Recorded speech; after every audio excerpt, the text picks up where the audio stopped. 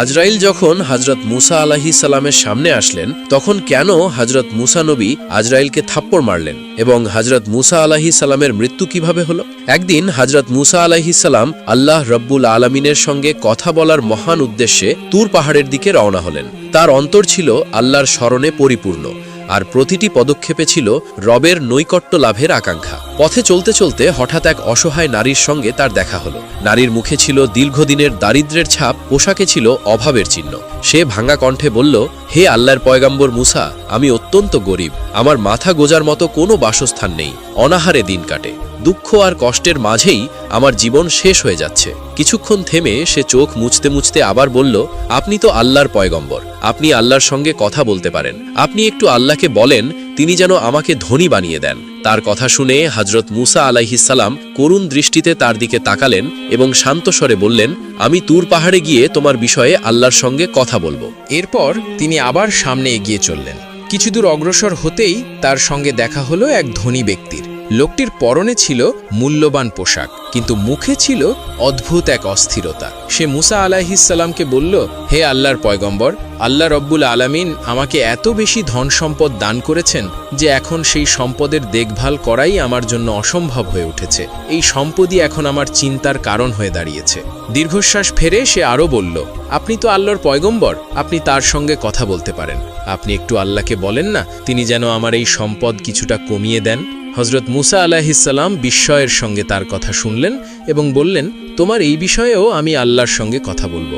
এরপর মুসা আলাইহিস সালাম আরও কিছুটা সামনে অগ্রসর হলেন। হঠাৎ এমন একটি দৃশ্য তার চোখে পড়ল যা তিনি কখনো কল্পনাও করেননি। তিনি দেখলেন একজন পঙ্গু যুবক মাটির ওপর গড়িয়ে গড়িয়ে তার দিকে এগিয়ে আসছে। সেই যুবকের নেই দুটি হাত, নেই দুটি পা, শরীর ছিল দুর্বল, কিন্তু তার চোখে মুখে ছিল অদ্ভুত এক প্রশান্তি ও সন্তুষ্টির আলো। পঙ্গু সেই যুবক কষ্ট করে মাথা তুলে হযরত মুসা আলাইহিস সালামের দিকে তাকিয়ে বলল, হে আল্লাহর নবী, আপনি তো সরাসরি আল্লাহর সাথে কথা বলতে পারেন, দয়া করে আপনি আল্লাহকে বলবেন আল্লাহ কেন হাত পা ছাড়া পঙ্গু অবস্থায় আমাকে পৃথিবীতে পাঠিয়েছেন। তিনি তো চাইলে আমাকে পৃথিবীতে নাও পাঠাতে পারতেন। আমাকে এই পঙ্গু অবস্থায় পৃথিবীতে পাঠিয়ে আল্লাহ রাব্বুল আলামিনের কি লাভ? হযরত মুসা আলাইহিস সালাম বললেন, আমি তোমার এ বিষয়ে আল্লাহর সঙ্গে কথা বলবো। তারপর মুসা আলাইহিস সালাম তুর পাহাড়ের দিকে অগ্রসর হতে লাগলেন। তিনি তুর পাহাড়ে পৌঁছে আল্লাহ রাব্বুল আলামিনের দিদারের জন্য অপেক্ষা করতে লাগলেন। অতপর আল্লাহ রাব্বুল আলামিন মুসা আলাইহিস সালামকে বললেন, হে মুসা, আজকে কি খবর নিয়ে এসেছো? হযরত মুসা আলাইহিস সালাম বললেন, হে আল্লাহ রাব্বুল আলামিন, আমি আসার পথে একজন মহিলার সঙ্গে দেখা হয়েছিল। ওই মহিলা প্রচণ্ড দরিদ্র, তার থাকার মতো কোনো বাসস্থান নেই, সামান্য ছোট্ট একটি ঝুপড়ি ঘরে সে বসবাস করে। তার দুঃখ কষ্টের কোনো সীমা নেই। ওই মহিলা আপনার কাছে জানতে চেয়েছেন আপনি ওই মহিলাকে কেন ধনী বানিয়ে দিচ্ছেন না। আল্লাহ রাব্বুল আলামিন বললেন, হে মুসা, তুমি ওই মহিলাকে বলবে ওই মহিলা যেন বেশি বেশি শুকরিয়া আদায় করে, তাহলে ওই মহিলার রিজিকের সমস্যা দূর হয়ে যাবে এবং অল্প দিনের মধ্যেই ওই মহিলা ধনী হবে। এরপর মুসা আলাইহিস সালাম বললেন, হে আল্লাহ, আরও একজন ব্যক্তির সঙ্গে আমার দেখা হয়েছে। ওই ব্যক্তি অনেক ধন সম্পদের মালিক, আপনি তাকে এত ধন সম্পদ দিয়েছেন যে সে তার ধন সম্পদ সামলাতে পারছে না। এজন্য সে আপনাকে বলেছে আপনি যেন তাকে কিছু পরিমাণ সম্পদ কমিয়ে দেন।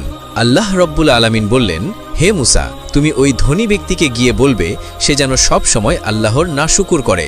ওই ধনী ব্যক্তির বিশেষ একটি আমল আছে, সে যতই কষ্টে থাকুক না কেন সে সব সময় আমার উপর সন্তুষ্ট থাকে এবং সে সব সময় আমার শুকরিয়া আদায় করে। আমার প্রতি সন্তুষ্টি প্রকাশ করে সে আলহামদুলিল্লাহ পাঠ করে। শুধুমাত্র আলহামদুলিল্লাহের বরকতে আমি তাকে প্রচুর সম্পদের মালিক করে দিয়েছি। তুমি তাকে বলবে সে যদি সম্পদ কমাতে চায় তাহলে আজ থেকে যেন আলহামদুলিল্লাহ পাঠ করা বন্ধ করে দেয়। অতপর মুসা আলাইহিস সালাম বললেন, হে আল্লাহ রাব্বুল আলামিন, আজকে তুর পাহাড়ে আসতে আরও একজন ব্যক্তির সঙ্গে আমার দেখা হয়েছিল। সেও আপনার কাছে কিছু জানতে চায়। ওই ব্যক্তিকে আপনি পৃথিবীতে পাঠিয়েছেন, কিন্তু তার দুইটি হাত দেননি, তার দুইটি পাও দেননি। ওই পঙ্গু ব্যক্তি অনেক অসহায় জীবনযাপন করে। ওই পঙ্গু ব্যক্তিকে পৃথিবীতে পাঠিয়ে আপনার কি লাভ হলো, ওই পঙ্গু ব্যক্তি আপনার কাছে জানতে চেয়েছেন। আল্লাহ রব্বুল আলামিন বললেন, হে মুসা, আমি ওই পঙ্গু ব্যক্তিকে দিয়ে জাহান্নামের ছিদ্র বন্ধ করব। আল্লাহ রব্বুল আলামিনের কথা শুনে মুসা আলাইহিস সালাম কিছুটা অবাক হয়ে গেলেন এবং আল্লাহ রব্বুল আলামিনকে বললেন, হে আল্লাহ, যে ব্যক্তিকে আপনি দুনিয়াতে হাত দেননি, পাও দেননি, পঙ্গু করে পাঠিয়েছেন, আবার মৃত্যুর পর তাকে দিয়ে জাহান্নামের ছিদ্র বন্ধ করবেন, তার জন্য কেন এত নিষ্ঠুরতা? আল্লাহ রব্বুল আলামিন বললেন, হে মুসা, তাকে আমি সৃষ্টি করেছি শুধু এই জন্যেই, তাকে দিয়ে আমি জাহান্নামের ছিদ্র বন্ধ করব। অতঃপর মুসা আলাইহিস সালাম আল্লাহ রব্বুল আলামিনের সঙ্গে কথোপকথন শেষ করে তুর পাহাড় থেকে নেমে বাড়ির দিকে যেতে লাগলেন। প্রথমেই মুসা আলাইহিস সালামের সঙ্গে ওই পঙ্গু ব্যক্তির দেখা হলো। পঙ্গু ব্যক্তি অনেক কৌতূহলী হয়ে মুসা আলাইহিস সালামকে বললেন, হে আল্লাহর পয়গম্বর, আল্লাহ রব্বুল আলামিন আমার ব্যাপারে কি বলেছেন? হযরত মুসা আলাইহিস সালাম বললেন, আল্লাহ তোমার ব্যাপারে যা বলেছেন তা শুনলে তুমি হয়তো সহ্য করতে পারবে না। পঙ্গু ব্যক্তি বললেন, হে আল্লাহর পয়গম্বর, আপনি বলুন না আল্লাহ আমার ব্যাপারে কি বলেছেন এবং আমাকে কেন পঙ্গু অবস্থায় পৃথিবীতে পাঠিয়েছেন? হযরত মুসা আলাইহিস সালাম বললেন, আল্লাহ তোমাকে পঙ্গু হিসেবে পৃথিবীতে এই জন্যে পাঠিয়েছে, তোমাকে দিয়ে আল্লাহ রাব্বুল আলামিন জাহান্নামের ছিদ্র বন্ধ করবেন। সঙ্গে সঙ্গে ওই পঙ্গু ব্যক্তি বলে উঠল, আলহামদুলিল্লাহ। হযরত মুসা আলাইহিস সালাম এবার কিছুটা রেগে গেলেন এবং রেগে গিয়ে ওই পঙ্গু ব্যক্তিকে বললেন, আল্লাহ তোমাকে দিয়ে জান্নাতের ছিদ্র বন্ধ করবেন না, আল্লাহ তোমাকে দিয়ে জাহান্নামের ছিদ্র বন্ধ করবেন। ওই পঙ্গু ব্যক্তি আবারও বললেন, আলহামদুলিল্লাহ। হযরত মুসা আলাইহিস সালাম এবার অবাক হয়ে বললেন, তুমি কি পাগল নাকি? আল্লাহ তোমাকে হাত পা ছাড়াইয়ে পঙ্গু হিসেবে পৃথিবীতে পাঠিয়েছে, মৃত্যুর পর আবার তোমাকে দিয়ে জাহান্নামের ছিদ্র বন্ধ করবেন, তারপরও তুমি আল্লাহর শুকরিয়া আদায় করছো? ওই পঙ্গু ব্যক্তি বললেন, হে আল্লাহর পয়গম্বর, আমি এতদিন জানতাম আল্লাহ আমাকে অনর্থক সৃষ্টি করেছেন, আমি কোনো কাজেরই না, নিজের প্রতি আমার নিজের ঘৃণা হতো। কিন্তু আজ আমি জানতে পারলাম আল্লাহ রব্বুল আলামিন আমাকে দিয়ে অন্তত জাহান্নামের ছিদ্র বন্ধ করবেন। আল্লাহ রব্বুল আলামিন তার এই বিশেষ কাজের জন্য আমাকে সৃষ্টি করেছেন। এজন্য আমি আল্লাহ রব্বুল আলামিনের দরবারে শুকরিয়া আদায় করলাম। হযরত মুসা আলাইহিস সালাম রেগে গিয়ে বললেন, তুমি তো আস্ত একটা পাগল, তোমাকে দিয়ে আল্লাহ জাহান্নামের ছিদ্র বন্ধ করবেন আর এই কথা শুনে তুমি আল্লাহর শুকরিয়া আদায় করলে? তোমার মতো পাগলের সাথে কথা বলার কোনো সময় আমার নেই। এই বলে মুসা আলাইহিস সালাম সামনের দিকে অগ্রসর হতে লাগলেন। হযরত মুসা আলাইহিস সালাম যখন কিছুদূর সামনে অগ্রসর হলেন, আল্লাহ রাব্বুল আলামিন ডাক দিয়ে বললেন, হে মুসা, তুমি পিছনে তাকিয়ে দেখো। মুসা নবী যখন পিছনে তাকালেন, তিনি এক অবাক এবং অলৌকিক দৃশ্য দেখলেন। তিনি দেখলেন ওই পঙ্গু ব্যক্তি একজন সুদর্শন যুবকে পরিণত হয়েছে।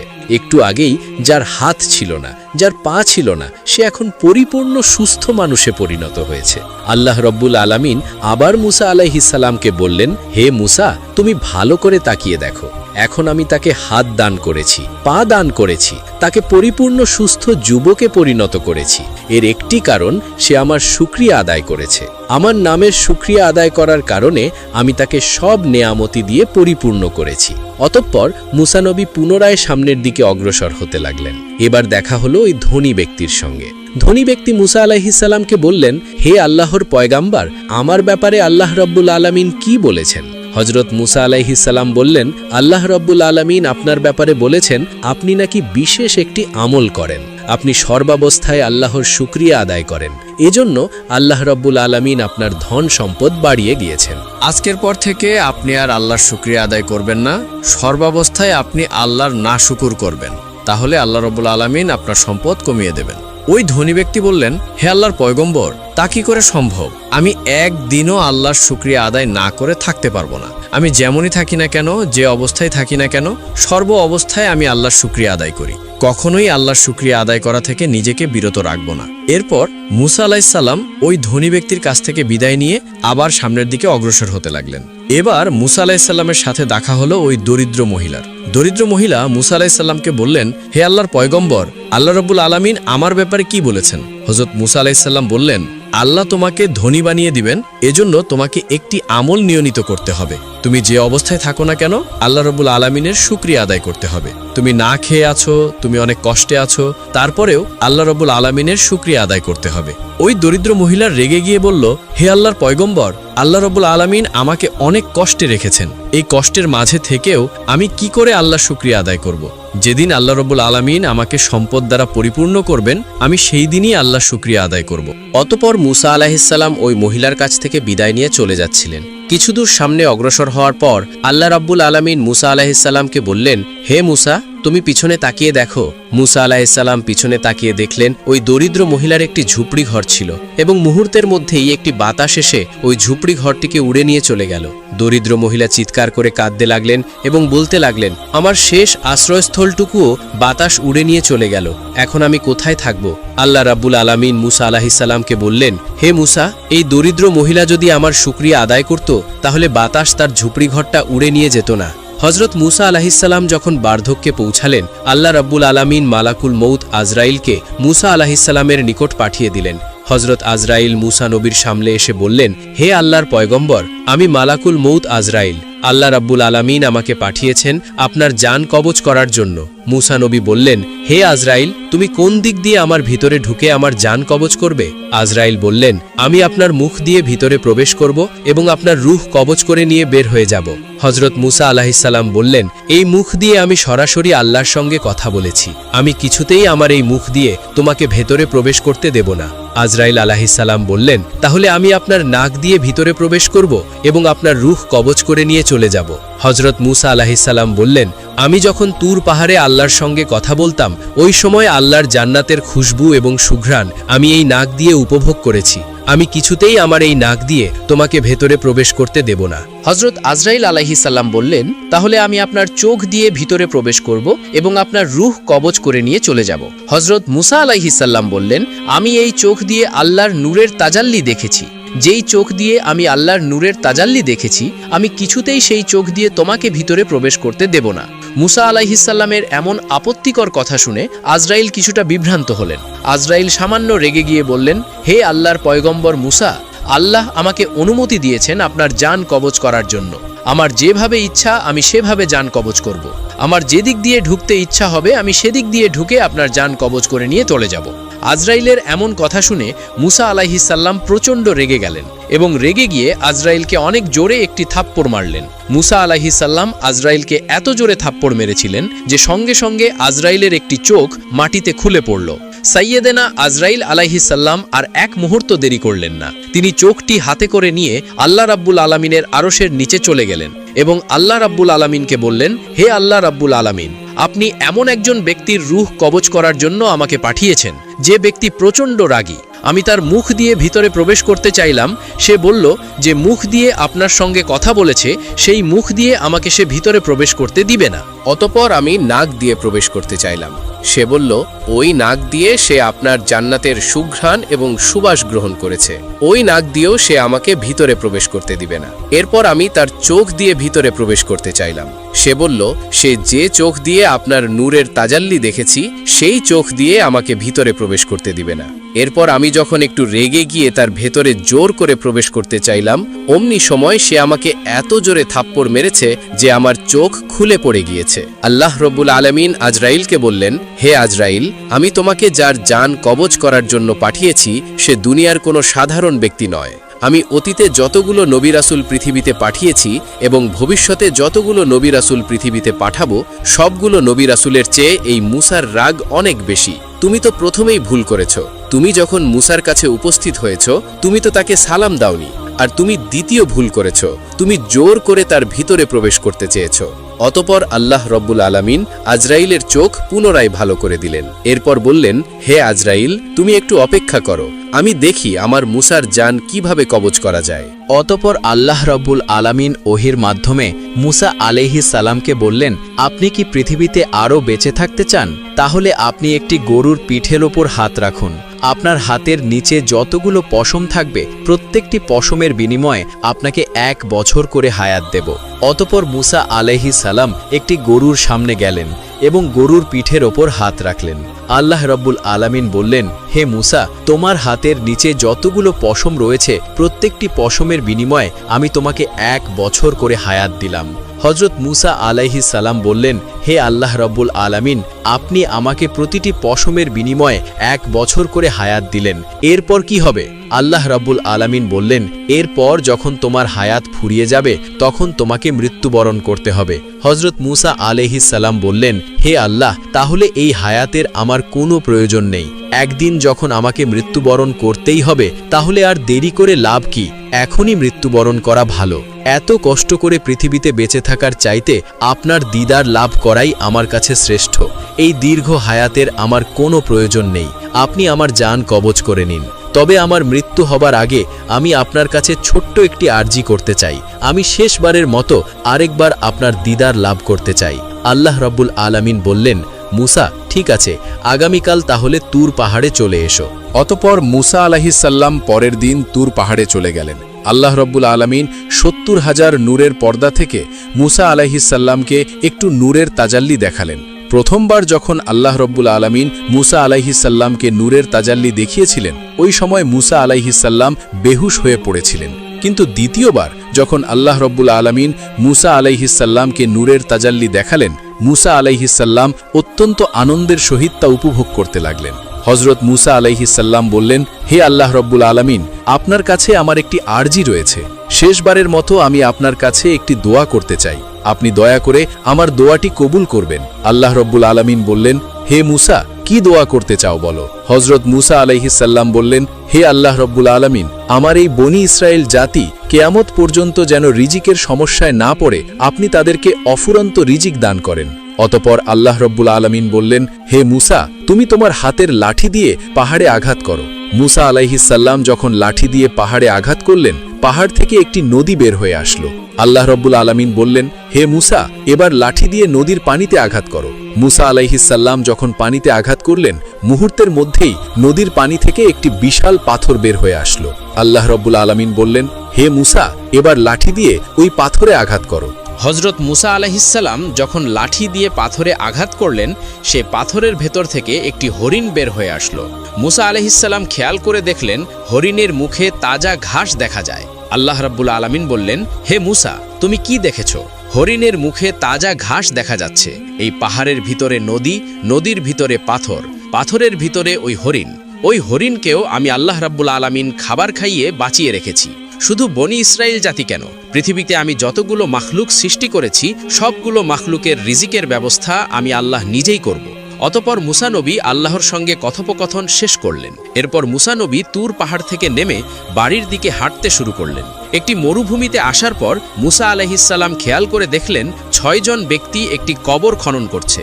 মুসা নবী তাদের নিকট গেলেন এবং তাদেরকে বললেন, এই এলাকার আশপাশ তো কোথাও জনবসতি নেই, তাহলে তোমরা এখানে কিসের কবর খনন করছো? ওই ব্যক্তিদের মধ্য থেকে একজন ব্যক্তি বললেন, এখান থেকে দূরে একটি গ্রামে একজন ব্যক্তি ইন্তেকাল করেছেন, আমরা তার মৃতদেহটি এখানে কবর দেব, এজন্য আমরা এখানে কবর খনন করছি।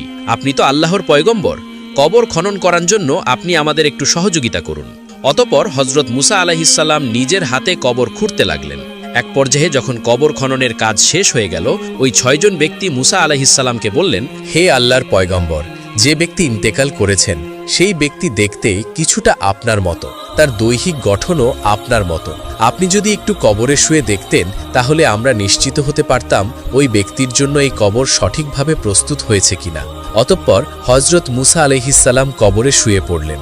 মুসা নবী ওই কবরে শুয়ে অনেক আরাম এবং তৃপ্তি অনুভব করতে লাগলেন। এমন সময় আল্লাহ রাব্বুল আলামিন ফেরেশতা জিব্রাইলকে বললেন, তুমি জান্নাত থেকে একটি আপেল নিয়ে যাও এবং মুসাকে এই আপেলটি খেতে বলো।